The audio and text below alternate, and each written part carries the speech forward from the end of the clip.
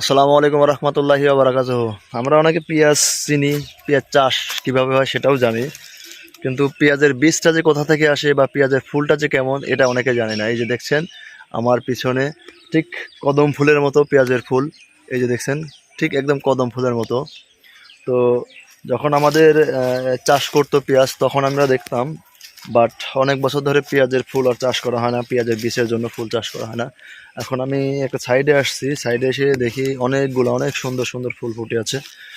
সেই কারণে আমি আপনাদের সঙ্গে শেয়ার করার জন্য ভিডিওটা করলাম। যারা পেঁয়াজের ফুল সম্পর্কে ধারণা আছে যাদের, তারা অবশ্যই জানাবেন কমেন্টে। দেন কে কোথা থেকে দেখছেন এগুলো তো অবশ্যই কমেন্টে জানাবেন। আর যারা নিয়মিত কমেন্ট করেন অবশ্যই আবার কমেন্ট করে যাবেন, তাদেরকে অনেক অনেক অনেক ধন্যবাদ, অসংখ্য ধন্যবাদ। আর যার সামনে এই ভিডিওটি যাচ্ছে তার মানে সে আমার নিয়মিত একজন ভিউয়ার, অর্থাৎ আমার সাপোর্ট করে থাকেন, তাকেও ধন্যবাদ।